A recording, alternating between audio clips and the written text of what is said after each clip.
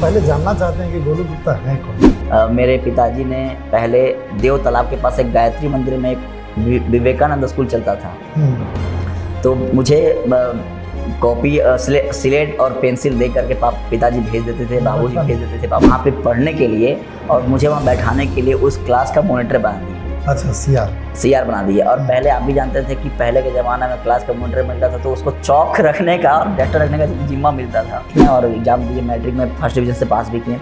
जब पास हुए तो पापा भी बहुत खुश थे कि सारा कैसे पास हो गए। कर समझाओ, एक दिन भर लगल रहा हो, टेम्पू में चल जाओ बैठ करके, चापाकल बनवावा हो और उधर ही पड़ल रहा हो। मेरे पिताजी भी कहें कि कोई पैसा ना मिलेगा तो वो चुनाव लड़ने लड़ो।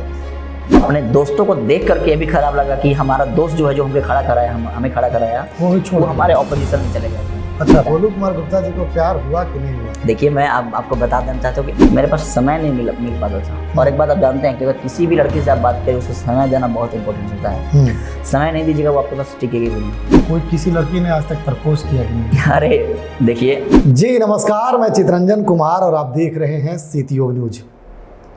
देखिए, हमारा एक खास कार्यक्रम है कुंडली, और उस कुंडली में हम कोई न कोई नए मेहमान को लाते हैं और उनकी कुंडली को खंगालते हैं। आज उस कुंडली कार्यक्रम में हमारे साथ एक खास मेहमान हैं, युवा हैं और काफ़ी चहेता हैं।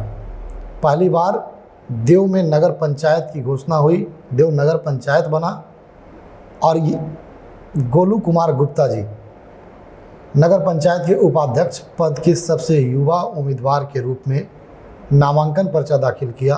लोगों में उत्साह थी और वह उत्साह काउंटिंग तक देखने को मिला, और युवा उपाध्यक्ष के रूप में गोलू कुमार गुप्ता जी को देव की जनता ने चुन लिया।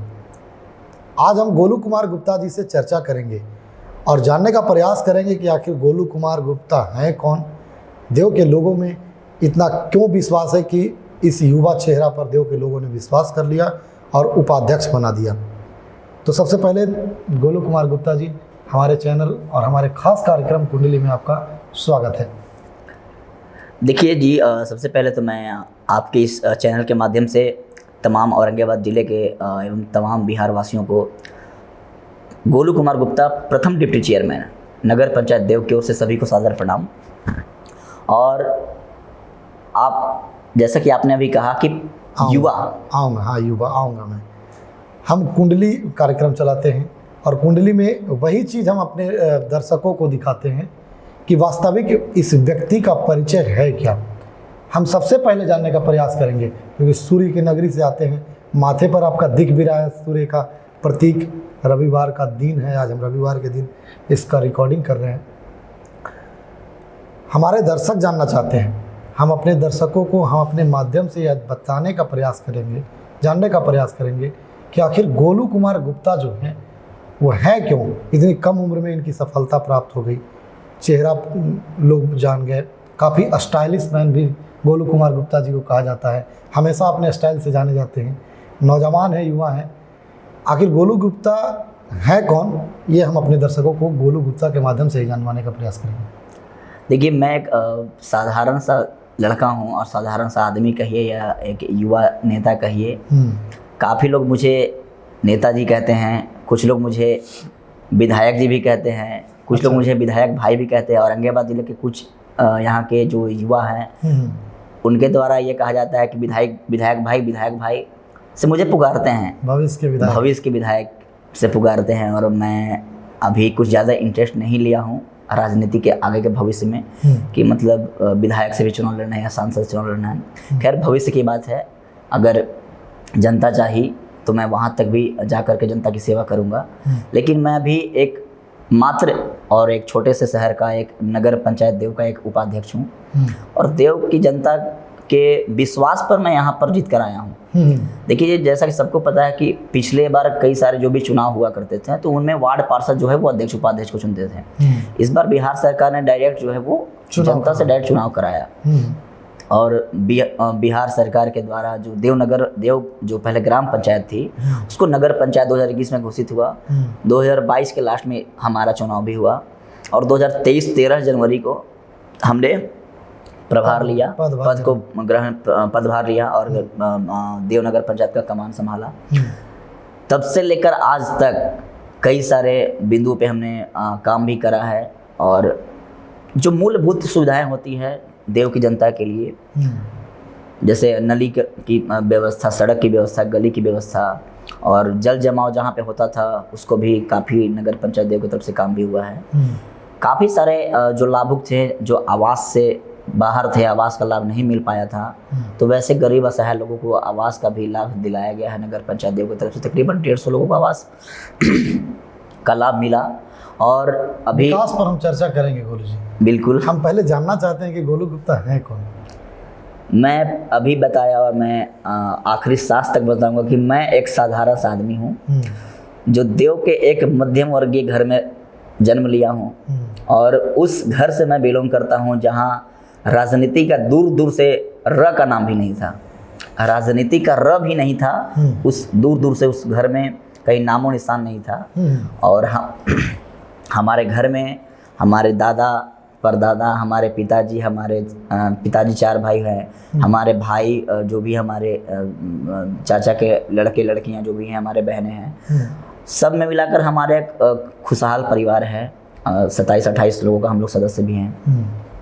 तो उस घर में राजनीतिक में जो हमने कदम रखा, खैर आप तो पूछिएगा ही, मैं बताऊंगा ही, लेकिन मैं स्टार्टिंग से करता हूँ कि मैं एकमात्र मध्यम वर्गीय में जन्म लिया। और जन्म लेने के बाद जैसे ही मैं मेरे पिताजी ने पहले देव तालाब के पास एक गायत्री मंदिर में एक विवेकानंद स्कूल चलता था, तो मुझे कॉपी स्लेट और पेंसिल दे करके पिताजी भेज देते थे, बाबूजी भेज देते थे, पापा भेज देते थे। तो बचपन में स्लेट का जमाना था और पेंसिल का जमाना था। अब तो वो प्रचलन खत्म हो चुका है क्योंकि अब तो डिजिटल बोर्ड चल रहा है और बच्चों को तुरंत टैब मिल जा रहा है। तो मैं जाता था और घर से हमारे बस 100 मीटर की दूरी पर हमारा विद्यालय था। वहाँ पे गायत्री मंदिर था, राम जानकी मंदिर था, वहाँ पे जाते थे। हमको अभी भी वो दिन याद है कि वहाँ एक हमारे चांदपुर के किशोरी सर रहा करते थे, वही पढ़ाते थे। और मैं उनसे काफ़ी दिनों से कई वर्षों तक मैंने उनसे शिक्षा भी ग्रहण किया।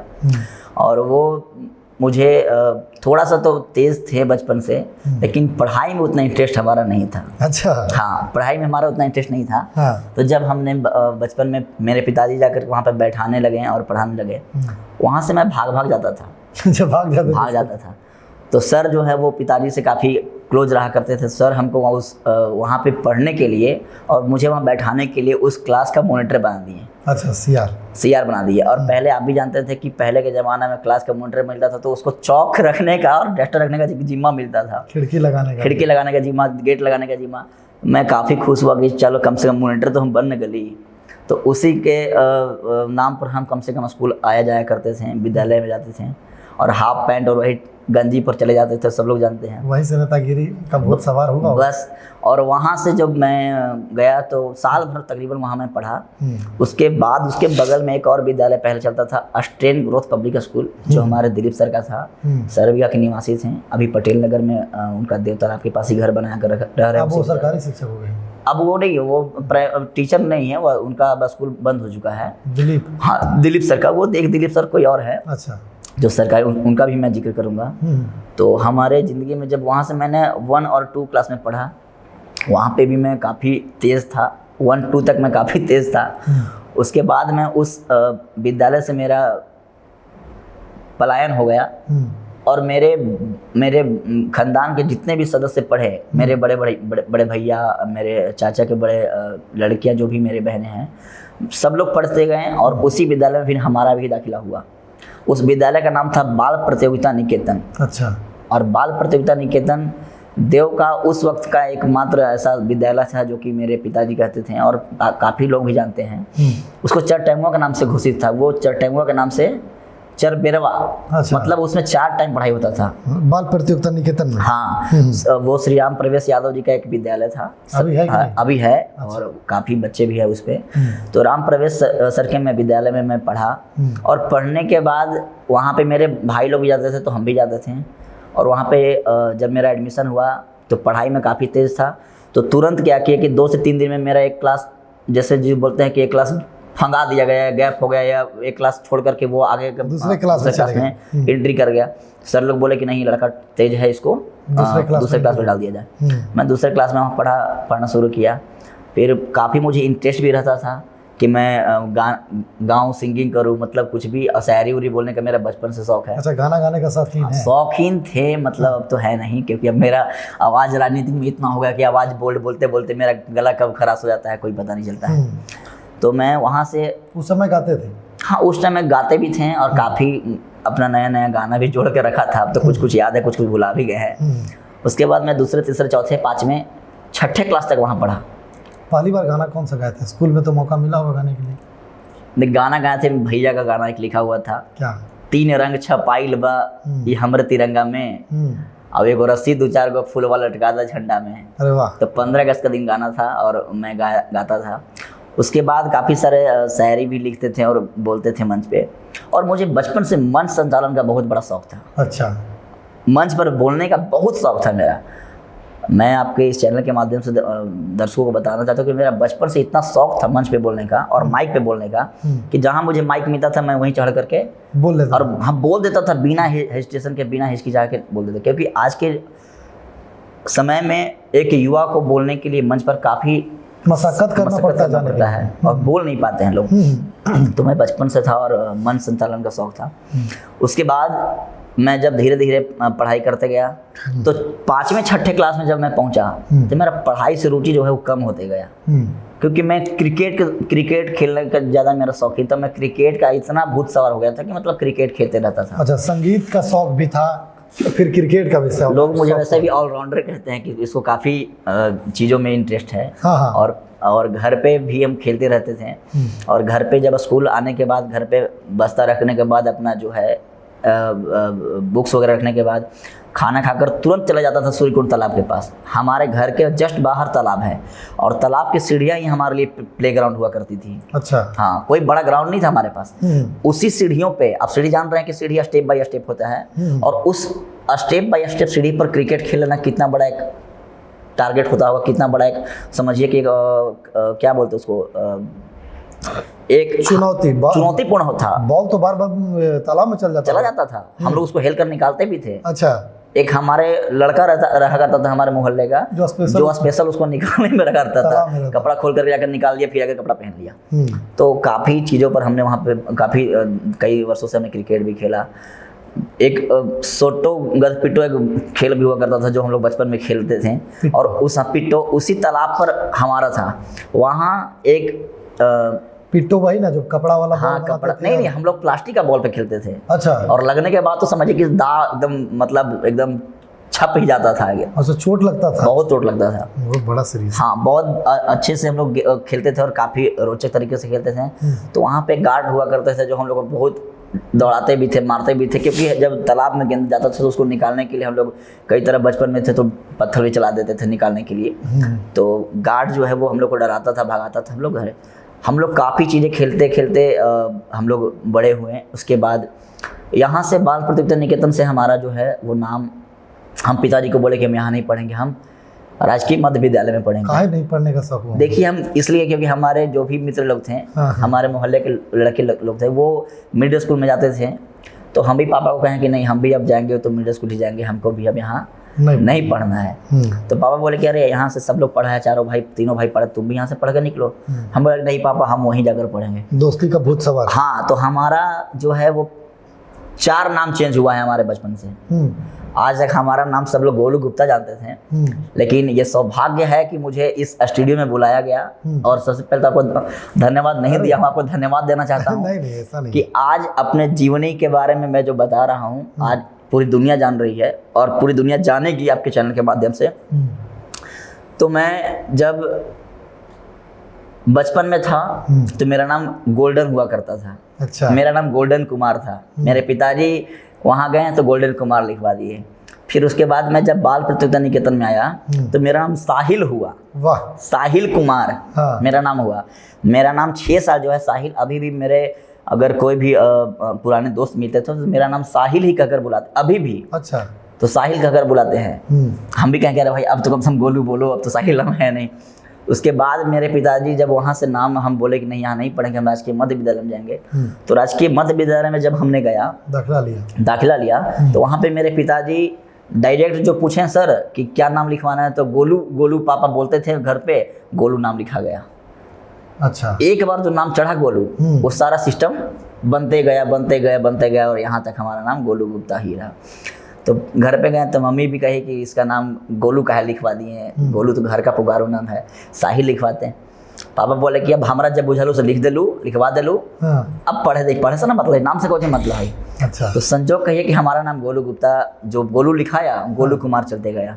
फिर राजकीय मध्य विद्यालय में हमने नाम तो लिखा लिया कि पढ़ेंगे, लेकिन वहाँ पे जो हमारे शिक्षक लोग मिले, हमारे गुरु मिले, रमेश सर बड़े बिहा के हैं, दिलीप सर जो भी नाम आपने कहा, दिलीप सर भी हमारे सोती मोहल्ला के हैं, हमारे सुशील सर भी हैं, कई सारे ऐसे शिक्षक हैं जो अभी तक तब से लेकर आज तक हमारा साथ दिए और हमारा आशीर्वाद दिए हैं, और उनके भी आशीर्वाद पे मैं यहाँ पहुँचा हूँ। कहीं ना कहीं वो लोग भी हमें बहुत सपोर्ट किए। मैट्रिक कब पास किया?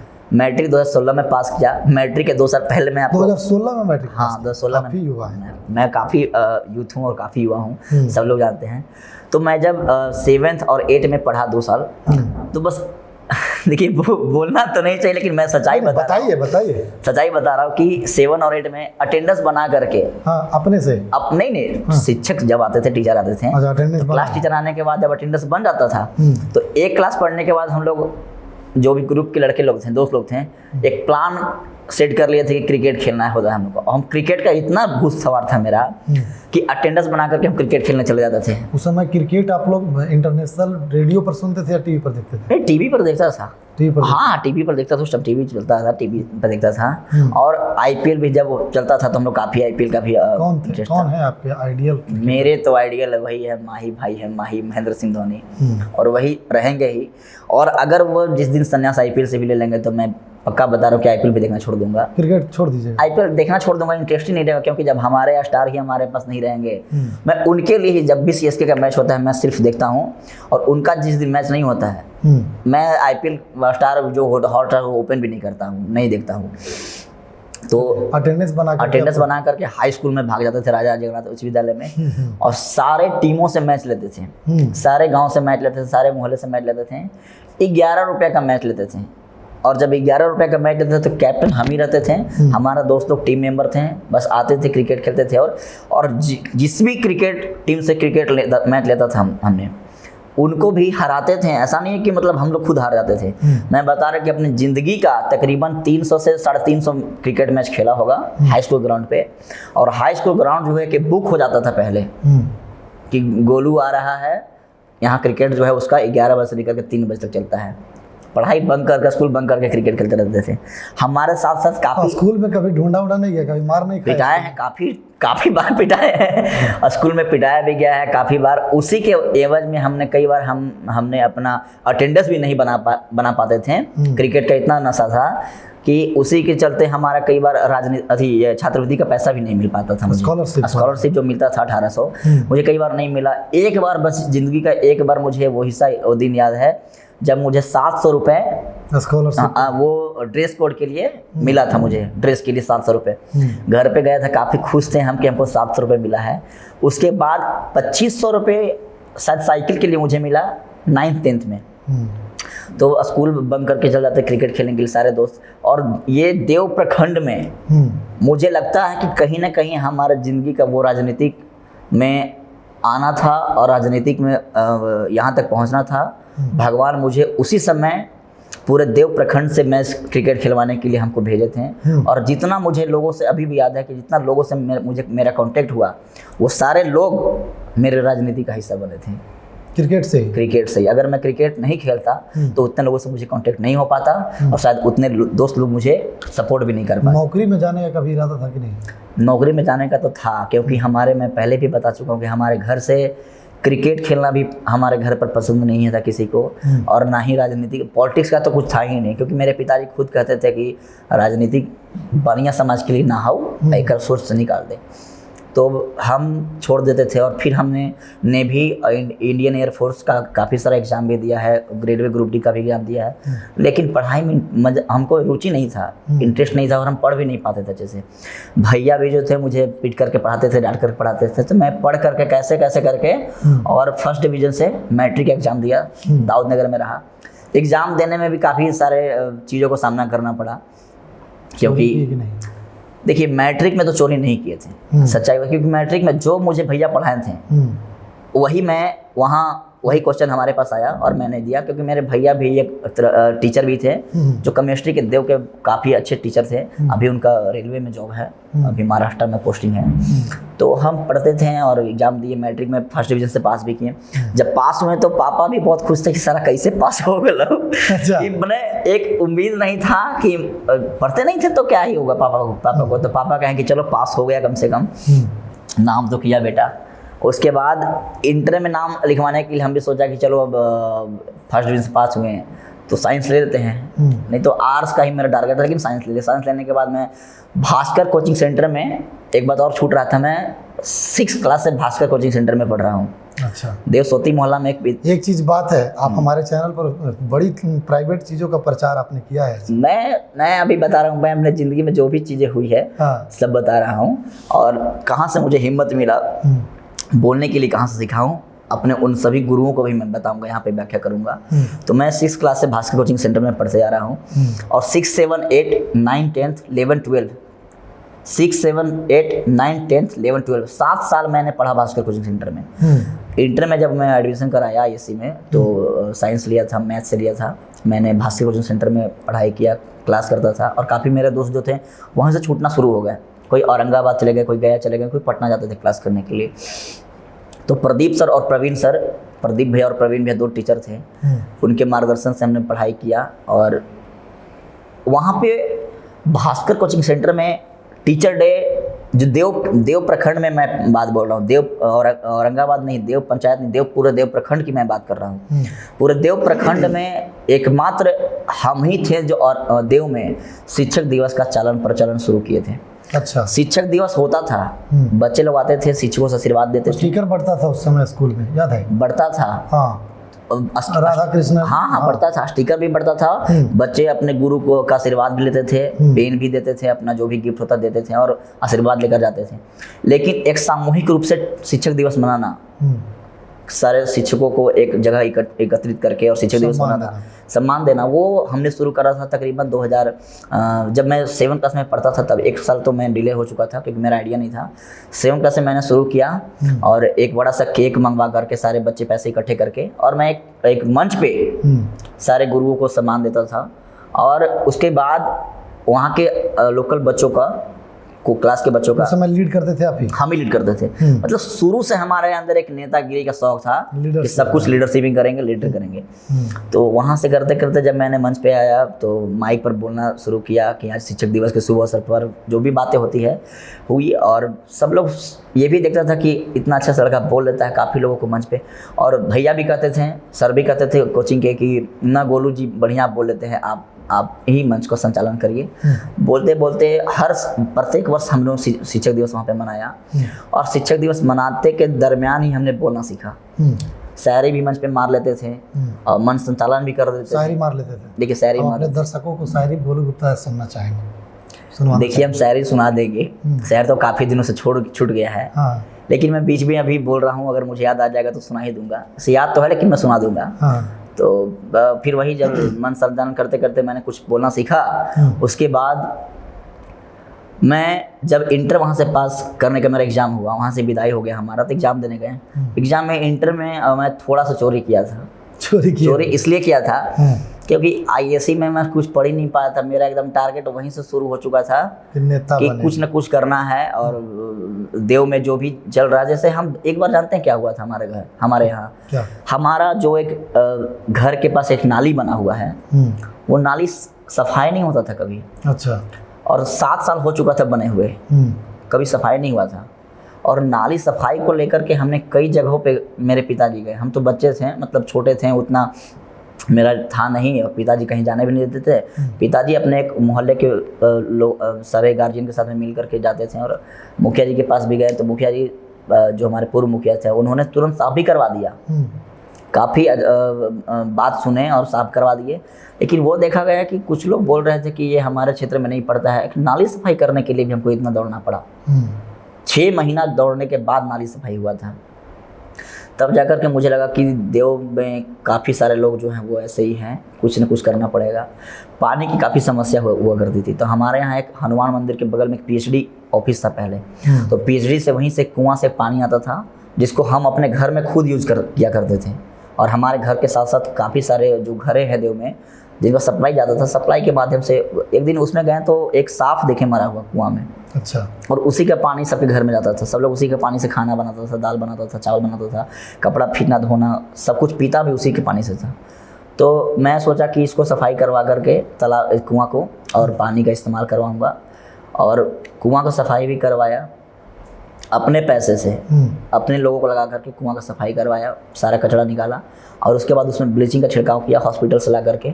और उसके बाद जहाँ जहाँ पाइप लीकेज हुआ करता था तो एक हमारे नरेंद्र सोलंकी हैं, जिनका सोलंकी वहाँ पे फोटो स्टेट है दुर्गा मंदिर के सामने। तो नरेंद्र भैया कहे हमको कि गोलू से तोरा चाबी हम दे देबो, अपना जब समय पर जरूरत हो चालू करिए।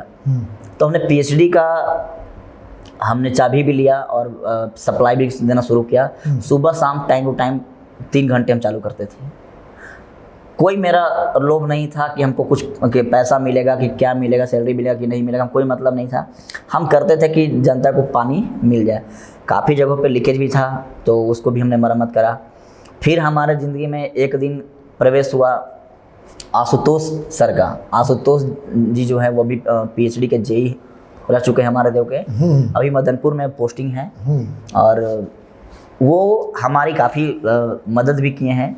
एक एसडीओ सर भी थे पीएचडी के, तो उनका दोनों का काफ़ी हमारे ऊपर आशीर्वाद रहा है और काफ़ी सहयोग भी रहा है। करने के बाद मैं पीएचडी से ही चापाकल बनाना शुरू किया। पूरे देव में अगर कहीं जाइएगा, अगर किसी से पूछिएगा कि चापाकल का नेता के नाम से कौन जाना जाता, तो लोग बोलेंगे, गर्व से बोलेंगे गोलू गुप्ता। अच्छा, चापाकल वाला बाबा, कोई बोलता था कि चापाकल वाला बाबा है, कोई बोलता था चापाकल नेता है। तो मैं सोचा कि मेरे पास कोई सोशल मीडिया अकाउंट नहीं था, मेरे पास पर्सनल फ़ोन भी नहीं था। तो पापा से बोला कि हमारा एगो फ़ोन चाहिए, जो भी हम काम करें ओकरा हम तनी सोशल मीडिया पर डालम। तो पापा एक फ़ोन भी दिलवा दिया हमको 10-12 हज़ार का। और मेरा बचपन से इन्फिनिक्स का एक ब्रांड हम चलाए हैं। इन्फिनिक्स फ़ोन जो है, ऐसे तो लोकल फ़ोन सब लोग कहते हैं, लेकिन मैं बचपन से इन्फिनिक्स, अभी भी मैं एक इन्फिनिक्स का फ़ोन भी चलाता हूँ। और मेरे घर पे जितने भी मेरे भाई लोग हैं सब लोग इन्फिनिक्स का फ़ोन ही चलाते हैं। अभी तक तकरीबन 7-8 फ़ोन जो है इन्फिनिक्स का हमने चेंज करा है। तो पीछड़ी का चापाकल जो हम बनवाते थे, काफ़ी सारे चापाकल जो देव में ख़राब पड़े हुए थे, जिसका छठ के बाद कोई देखता नहीं था। तो चापाकल के बारे में हमने विस्तार रूप से जेई साहब से बात भी किया और एसडीओ सर से भी बात किया। उसके बाद उन्होंने कहा कि ठीक है गोलू जी, हम आपको जो है। पढ़ाई छोड़ दिए थे कि पढ़ाई कर रहे हैं? नहीं, पढ़ाई जो हमारी चल रही थी, ग्रेजुएशन चल रही थी। आप भी जान रहे कि कोरोना काल के बाद जो है वो मगध यूनिवर्सिटी का हालत जो है गड़बड़ हो चुका था। हमारा सेशन था 18 से 21, फाइनल हुआ 24 में। अच्छा, सेशन तो इतना लेट चल ही रहा था, मगध यूनिवर्सिटी सब लोग जान रहे हैं।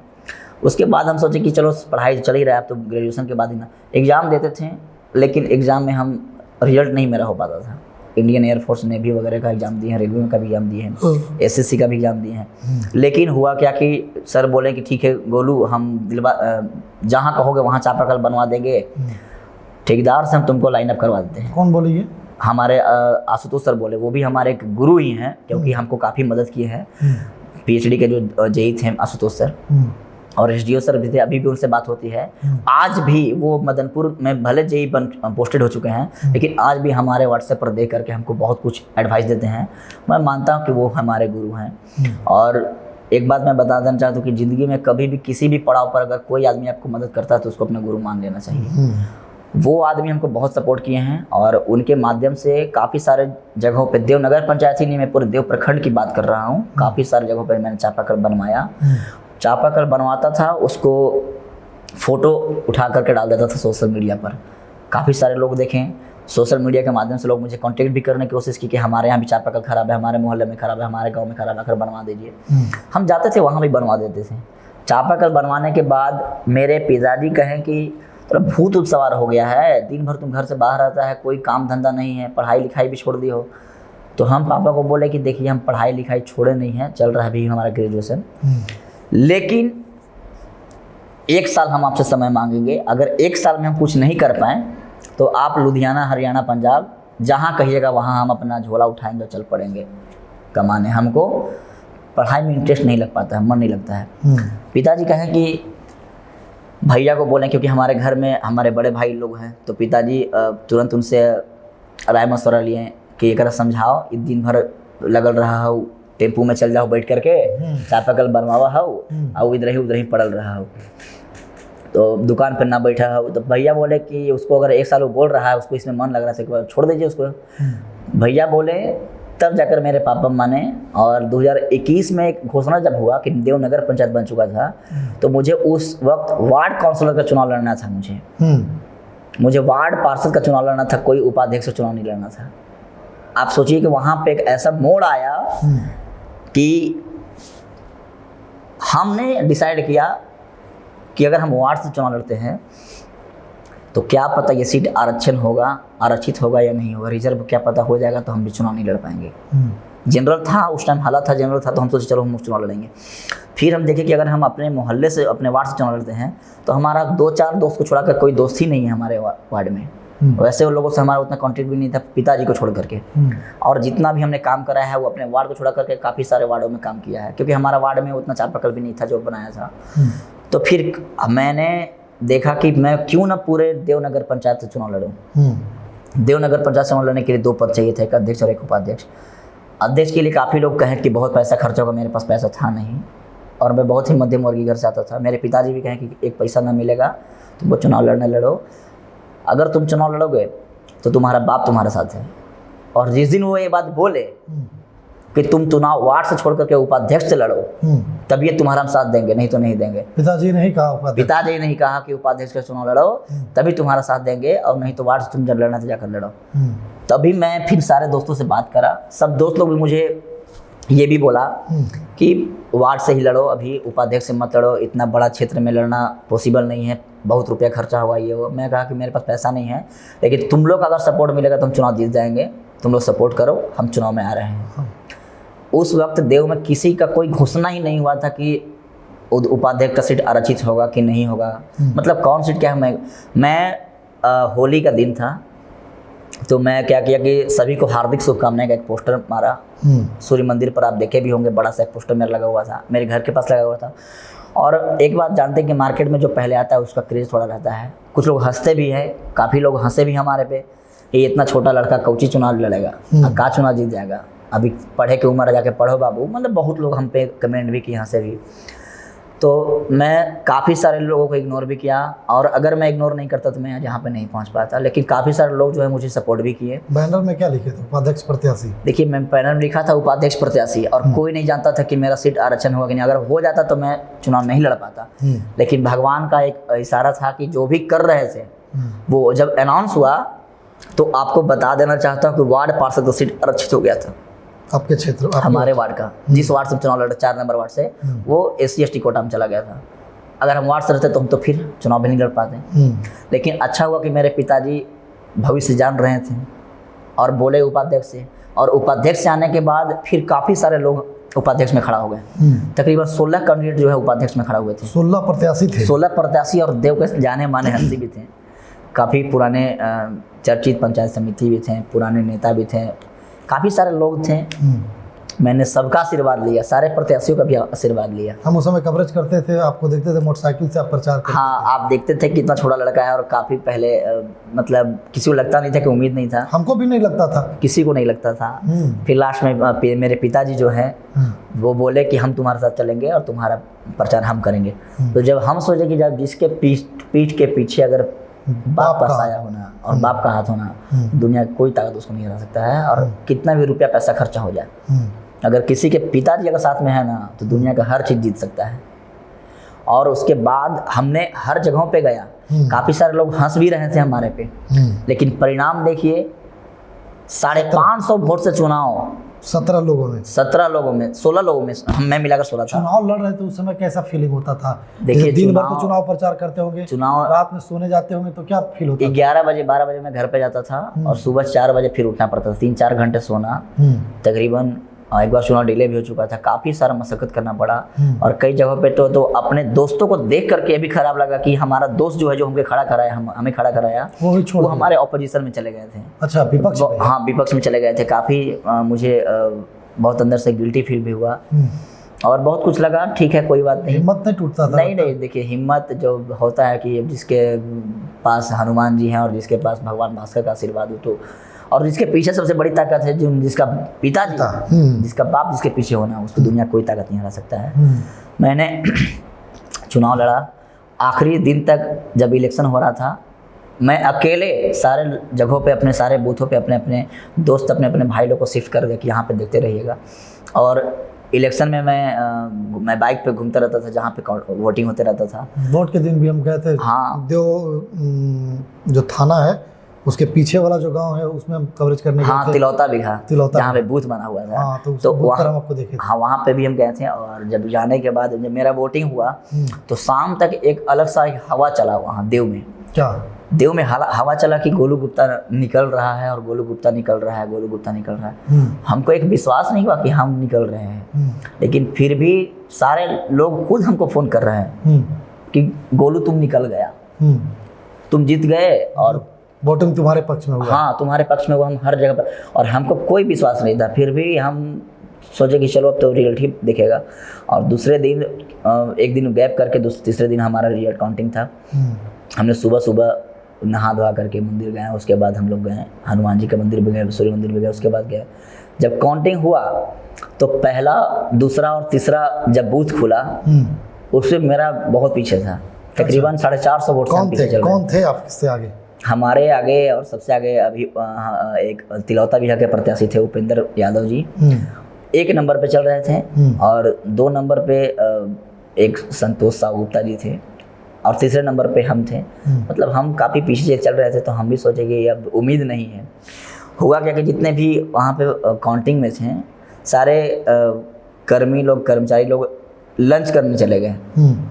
1 नंबर 2 नंबर 3 नंबर जब बूथ खुला उसमें उनका लीडिंग हो गया, और 4 नंबर खुलने के पहले ही वो चले गए लंच करने के लिए। और दूसरे तरफ में अध्यक्ष का पूरा काउंटिंग हो गया, रिजल्ट हो गया। अध्यक्ष का काउंटिंग रिजल्ट हो गया और उपाध्यक्ष का 3 पर ही अटका हुआ था। 2 घंटे 2.5 घंटे डिले हुआ था काउंटिंग। तो पूरा देव में हल्ला हो गया था कि उपेंद्र यादव जीत गया। उधर पिंटू साहिल का नाम आया, जीत गया। इधर उपाध्यक्ष में उपेंद्र यादव। हम काउंटिंग हॉल में थे। काउंटिंग हॉल में आप भी थे, हमने आपको देखा भी था, लेकिन उस वक्त हमें आपसे उतना परिचित नहीं थे। तो 2 घंटे 2.5 घंटे पूरा डिले हुआ। उसके बाद हम लोग काफ़ी मायूस थे, और वो तो खैर खुश थे ही क्योंकि उनका 3 बूथ से लीडिंग था। 4 नंबर जब खुला तो सीधे मेरा 200 वोट से हम क्रॉस कर गए। यानी कि उस बूथ पर आप ही को वोट पड़ा? हाँ, 4 नंबर जो हमारा वार्ड है, 4 नंबर वार्ड, वो हमारा एकदम हाइक ऊपर कर दिया। 5 भी गया, 6 में थोड़ा सा कम हुए हम, 7 में चढ़े, 8 में चढ़े, 9 में चढ़े, 10 में चढ़े, 11 में चढ़े, चढ़ते गए। फिर उसके बाद फिर पकड़ाया नहीं किसी से। और देवतुल्य जनता जनार्दन का ऐसा आशीर्वाद रहा कि आप सोचिए कि 550 वोट से चुनाव, इतने कम उम्र में पूरे बिहार का एकमात्र ऐसा डिप्टी चेयरमैन है जो 21 साल की उम्र में पूरे बिहार में एकलौता है। और 550 वोट से चुनाव जो जीते हैं हम, देव के लिए भी एक इतिहास बना हुआ है। गोलू गुप्ता, एक सवाल इंटरेस्टिंग है, शादी ब्याह की है कि नहीं गोलू गुप्ता? देखिए, शादी तो अभी हुई नहीं है, और आपको मैं बता देना चाहता हूँ कि हमारे ऊपर 3 बड़े भाई हैं। अच्छा।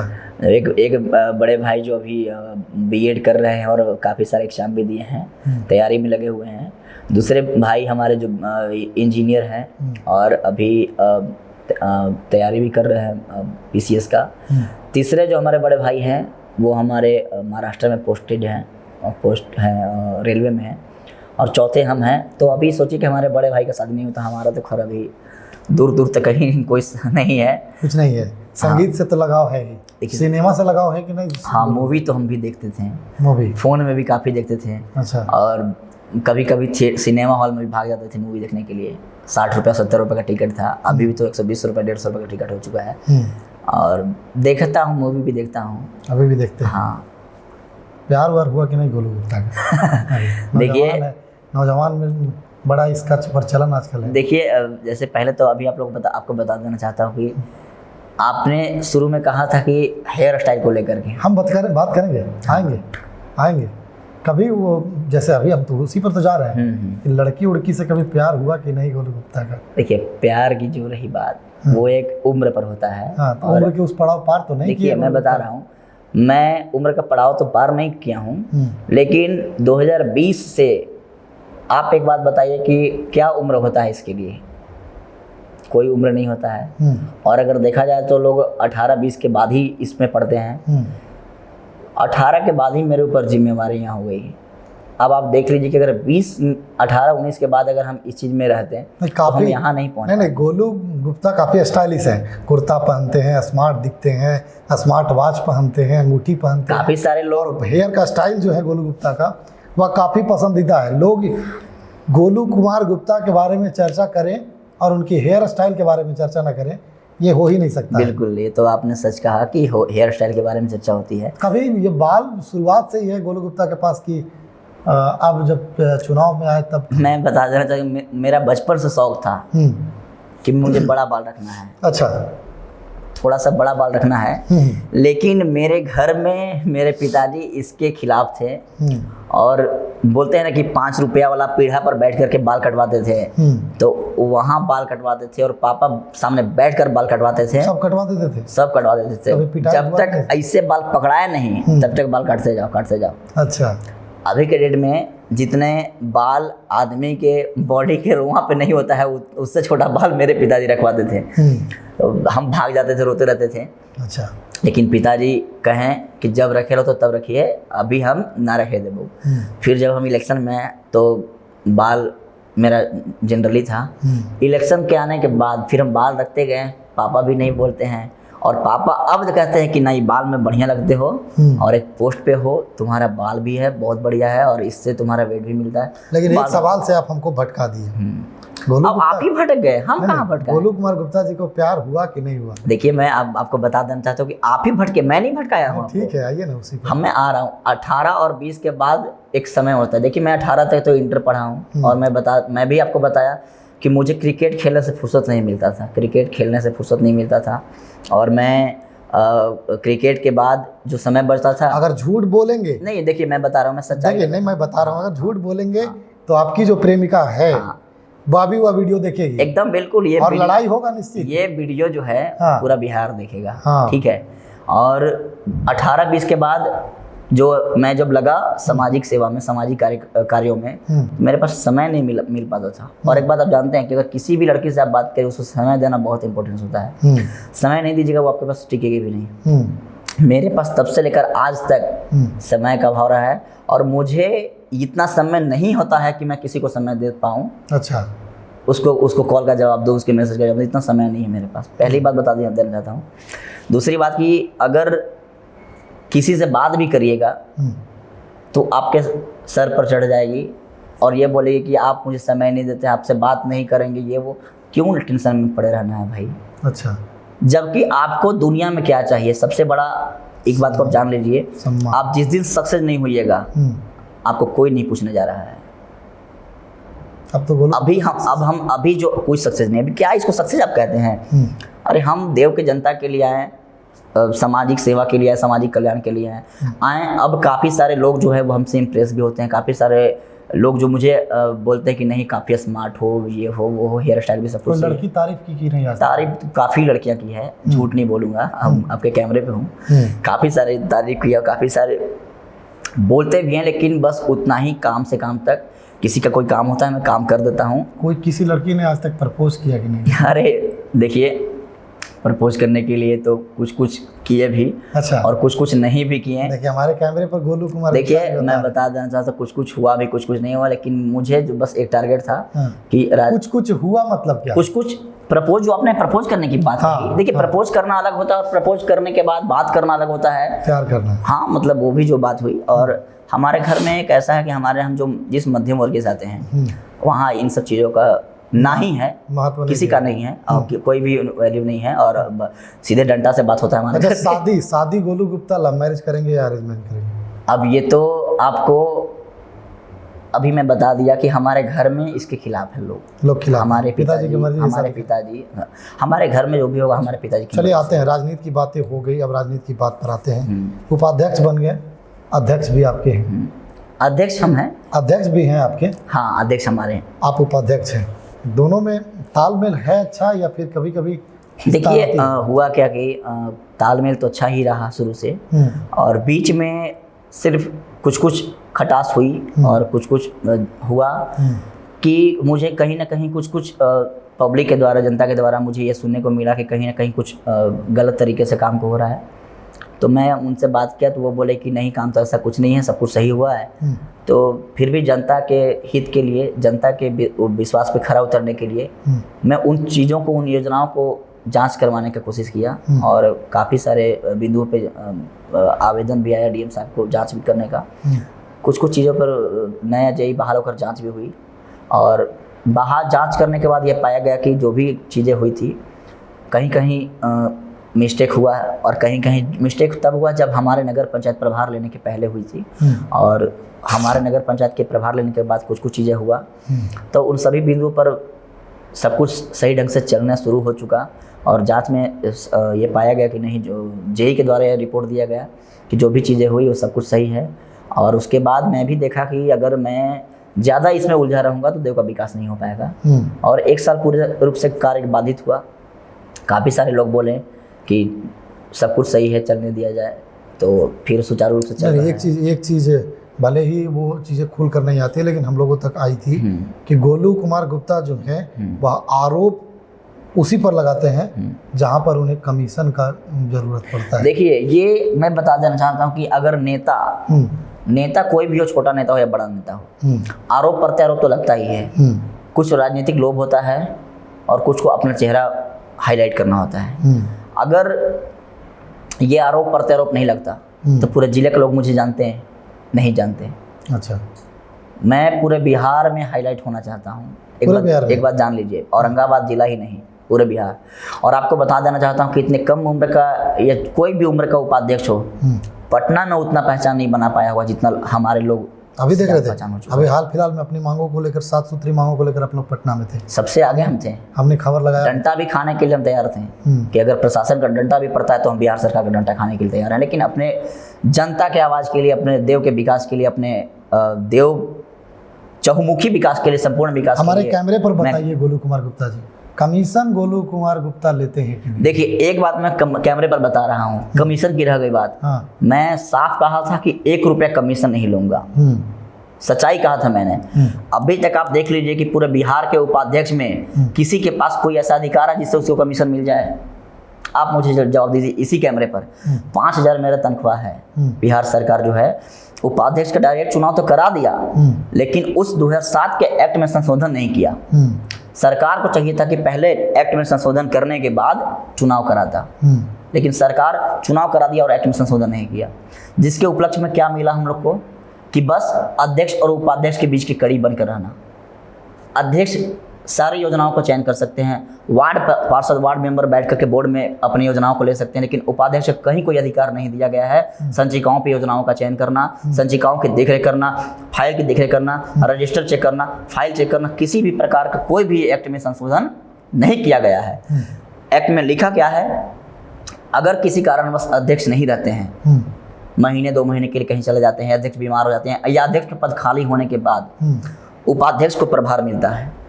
अब आप सोच लीजिए कि जब वो भी निर्धारित समय के लिए ही। अब एक बात जान लीजिए कि जब हमारा कहीं कुछ है ही नहीं तो कौन दुनिया में 1% आदमी है जो आपको 1% की कमीशन देगा? आप हमको बताइए।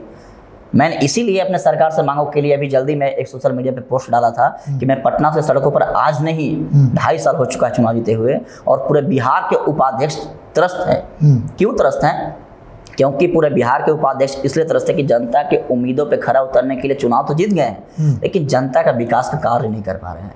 जैसे जनता से हमने वादा किया था कि चाचा तोहर हम रोड बना देबो, नली बना देबो, गली बना देबो, सड़क बना देबो।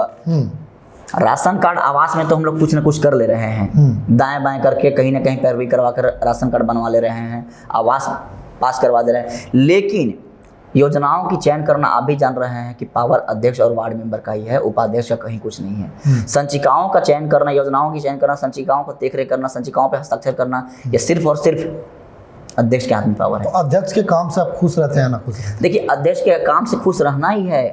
आप ना रहिएगा तो कहाँ जाइएगा? अगर आप नहीं रहिएगा तो अध्यक्ष सारा अपना क्रेडिट ले लेंगे। फिर जब तक उसमें कैबिनेट का मेंबर हम भी हैं और बोर्ड का भी मेंबर हम लोग सिग्नेचर करते हैं तो एक योजना पास होता है, लेकिन व्यक्तिगत रूप से हमारे लिए एक भी योजना पास नहीं होती है। उसमें बोर्ड में हम लोग दे सकते हैं कि यहाँ से यहाँ तक सड़क बनाया जाए, यहाँ से यहाँ तक नली बनाया जाए। अभी जो आप देख रहे हैं कि कई सारे मार्ग जो है, जो आपको सूर्य मंदिर से लेकर के बड़े बीघा तक जो कमर तक मुड़ जाती है, वो काफ़ी जर्जर था। उसमें रोड बना प्रगति यात्रा के दौरान। आपको मस्जिद के पास से जो कन्हैया मोड़ दीवान बिहार रोड जाती है, वो भी काफ़ी जर्जर था, उसको भी अभी बना दिया गया है। देव गोदाम के पास काफ़ी वर्षों से चर्चा रहता था कि पानी जल जमा हो जाता था, वहाँ पे भी एक नाला का निर्माण कर दिया गया है। काफ़ी सारे जगहों पे नाली गली सड़क बनाए, मैं कितना गिनाऊं, काफ़ी सारा। तो हमारे घर पे बोर्ड बन करके रखा हुआ है। उद्घाटनकर्ता नगर अध्यक्ष पिंटू कुमार साहिल, विशिष्ट अतिथि उपाध्यक्ष गोलू कुमार गुप्ता। तो लगा हुआ है, अभी शिलान्यास भी करना है। और एक साथ उम्मीद है कि 51 से 55 योजनाओं का शिलान्यास हम लोग करेंगे एक बार में, एक ही बार, क्योंकि काम तो काफ़ी सारा हो चुका है देव में, लेकिन शिलान्यास जो है वो होते गया है। लेकिन मैं चाहता हूँ कि एक बार में इतना सारा बोर्ड के लिए लड़ाई एक बार चली थी, बोर्ड की लड़ाई चली थी। क्यों चली थी? देखिए, कमीशन की आपने बात कहा, कमीशन तो सच्चाई है कि जिसको अधिकार जब मिलता है तभी कमीशन कोई देता है। ऐसे किसी को आज के दिन में 1 रुपया कोई देने वाला है नहीं। और बोर्ड में जो नाम लिखाता था, बोर्ड में लड़ाई थी हमारी कि बोर्ड पर नाम लिखाता था तो नाम चेयरमैन साहब का बड़ा लिखाता था, वार्ड पार्षद का बड़ा, मेरा छोटा लिखाता था एक गोलू कुमार। लग रहा है कि मतलब क्या है भाई, अरे हम भी जनता से चुनकर है ना। एक तो मेरा नाम गोलू कुमार है, 2 अक्षर का है, ऊपर से और छोटा लिख दीजिएगा तो क्या ही होगा फिर। तो उसके बाद नाम को लेकर लड़ाई हुई थी, लड़ाई खत्म हो गई। नाम भी जो है वो सेम इक्वल लिखा रहा है। कहीं कहीं देखे भी होंगे आप, सूर्य मंदिर के पास जो प्याऊ बना है वहाँ पे आप देखे होंगे चेयरमैन साहब को उतना बड़ा नाम है, हमारा नाम भी उतना ही बड़ा है। काफ़ी जगहों पे हम भी खुद से मैंने कहा कि नहीं, अध्यक्ष जी से नाम मेरा छोटा होना चाहिए, उनके इक्वल नहीं होना चाहिए, उनसे छोटा होना चाहिए। तो काफ़ी सारे जगहों पे बात भी हुआ और चल रहा है विकास का कार्य। और अभी मेरे आगे का काफ़ी सारा प्लान है, जो मैं, अगर आप कहिएगा तो बता, लेकिन मैं प्लान बता नहीं सकता हूँ। और पर्यटन डिपार्टमेंट की तरफ से भी देव पर काफ़ी सारा चल रहा है, 9.5 करोड़ का लागत से बन रहा है, उसमें भी काफ़ी सारी चीज़ें हो रही है। 60 गो सेंसर लाइट भी लगने वाला है तालाब के पास। और तालाब में हम लोग कुछ और सोचे भी हैं, लेकिन उसके लिए बिहार सरकार अभी फंड नहीं दे पा रही है, क्योंकि छोटा यूएलबी है, नगर पंचायत से टैक्स भी, रेवेन्यू भी नहीं जा रहा है। तो जब तक टैक्स नहीं जाएगा हमारे लिए फंड भी उतना नहीं आ पाएंगे। एक सीमित फंड है, जितना में हम लोग सबको करना है। चलिए, तो धन्यवाद। हमने आपसे काफ़ी बातचीत किया, आपके जीवन पर किया, आपके कामों पर चर्चा कर लिया। तो देखिए, ये थे हमारे साथ गोलू कुमार गुप्ता जी, जो देवनगर पंचायत के उपाध्यक्ष हैं, युवा उपाध्यक्ष हैं। इन्होंने अपने जीवन के बारे में बताया, कैसे इन्होंने चुनाव में आया, कैसे इन्होंने चुनाव लड़ा और पिता के आशीर्वाद से और जनता के आशीर्वाद से ये उपाध्यक्ष के पद को सुशोभित किया। उसके बाद कई तरह की बातें इनके जीवन में आया, जो आपने वीडियो में देखा। खबर जो थी वह हमने खास कार्यक्रम कुंडली को लेकर था। कुंडली का कार्यक्रम आपको कैसा लगा, आप कमेंट बॉक्स में बताइएगा। अगले फिर खास कार्यक्रम कुंडली में कोई और मेहमान हमारे साथ होंगे। तब तक के लिए हमें इजाज़त दीजिए। देखते रहें सिटी न्यूज़।